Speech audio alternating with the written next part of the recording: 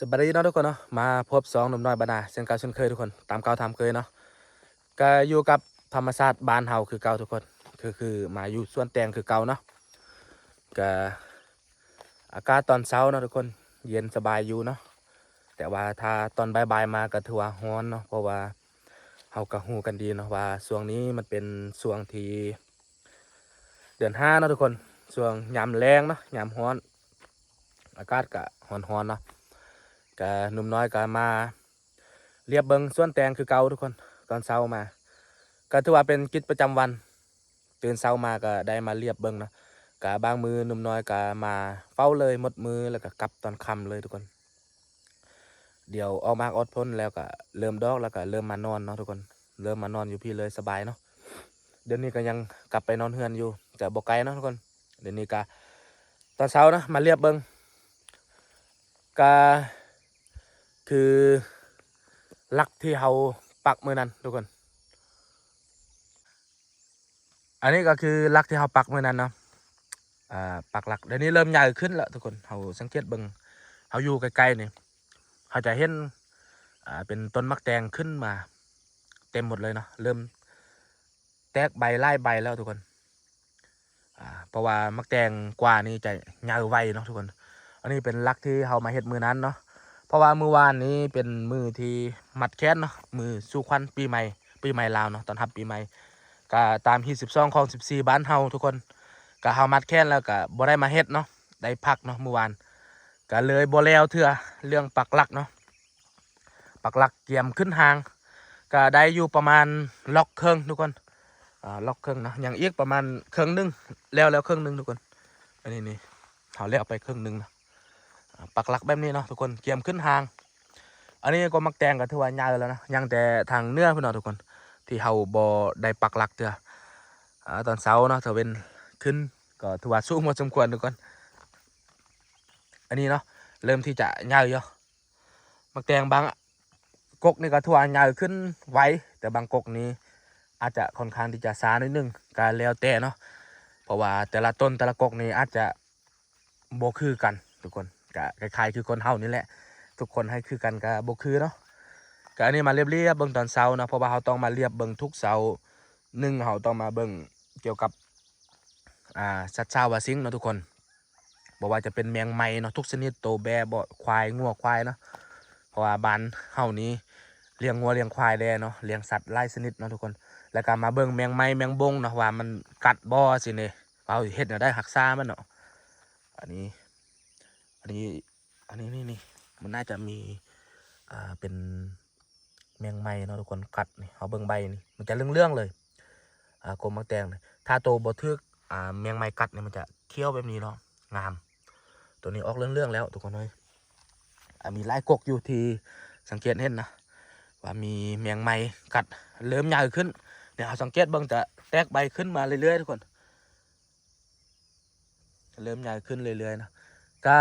ประมาณอีกประมาณจะ4 มือ5 มือนี่มัดได้แล้วทุกคนมัดในความหมายก็คือเราเอาเชือกเนาะทุกคนเชือกน้อยเนาะมัดแต่กกนี่เนาะ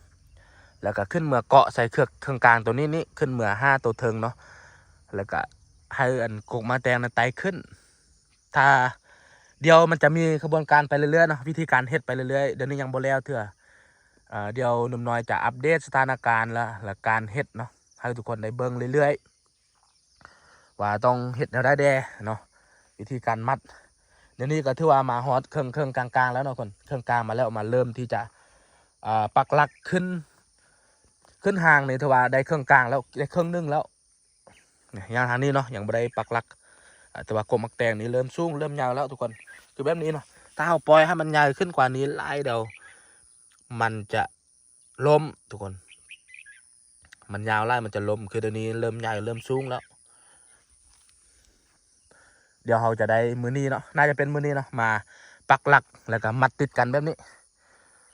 ให้มันแล้วเนาะทุกคนเพราะว่าเรายังหูจำนวนว่าลักที่เราไปตัดมานี่มันพอบอคือล็อกนี่บ่งามทุกคนเราสังเกตเบิ่งนี่บ่ค่อยงามปานใดเนาะยังต่ำๆอยู่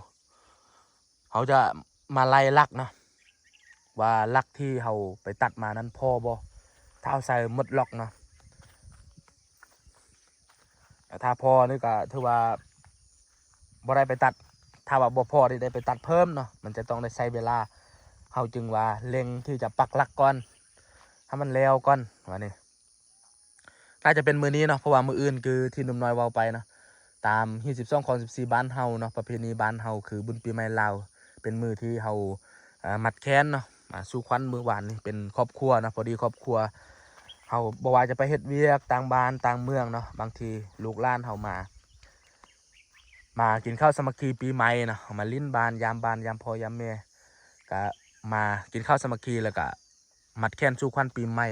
ครบหน้าครบตาก็เลยต้องได้พักเมื่อวานบ่ได้มาเนาะถ้ามาเมื่อวานก็น่าจะแล้วเมื่อวานมื้อนี้บ่พอรักสำได้เฮาไปตัดก็น่าจะมาซ้ำแล้วเนาะต่อไปก็ได้มามัดเชือก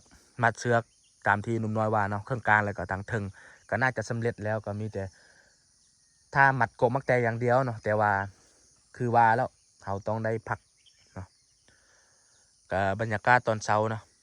เป็นวิถีชีวิตคนบ้านเฮาทุกคน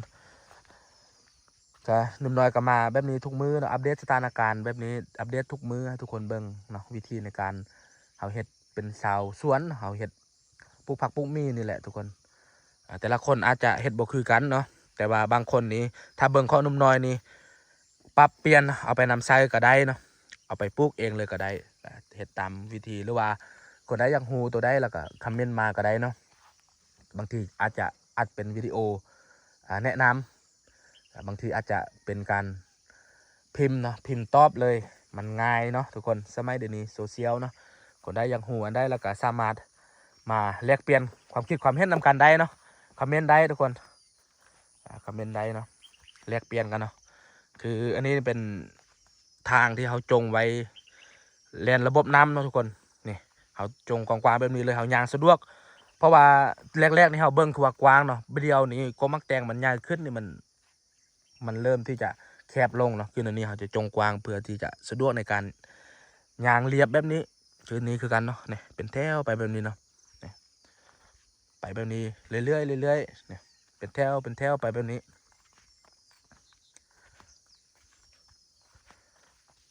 ก็ตื่นเช้ามาเอามาเรียบเบิ้งเนาะบางทีนี่มีกกบางกกหรือว่าบางต้นนั้นตายทุกคนเขาต้องเอาตัวไม้มาซ้อมเนาะเพราะว่าเวลาเขากาเนี่ยเขากาเพื่อเนาะคือหนุ่มน้อยเว้าไปก่อนหน้านั้นก่อนอีพีหน้านั้นเนาะว่าบ่ว่าแต่สิ่งใดทุกคนที่เขาเฮ็ดมานี่มันบ่ได้100%เนาะมันบ่100%อยู่แล้ว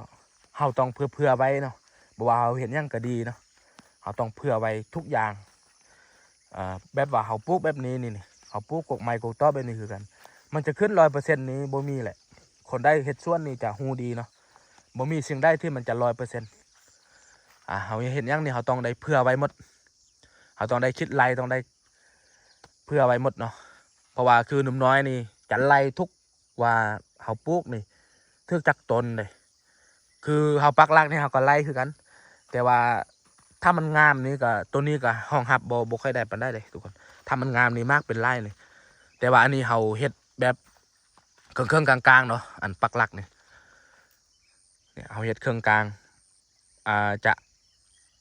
ถ้าว่ามันงามนี่ถือว่าตัวนี้นี่ยังห่างอยู่หลักนี่แต่ว่าถ้ามันงามแดบ่งามแดนั้นหับได้เนาะเพราะว่าเป็นมากมันจะเป็นไร่เนาะเพราะว่าหลักนี่ถ้ามันห่างไร่นี่มันหับบ่ได้เนาะหับมากมันบ่ได้นี่แหละวิถีชีวิตคนบ้านเฮาทุกคนตื่นเช้ามาเนาะฝากทุกคนเด้อไปกดไลค์กดแชร์เนาะกด Subscribe หรือว่ากดติดตามเพื่อทุกคนจะบ่พลาดคลิปใหม่ๆพบกันคลิปหน้า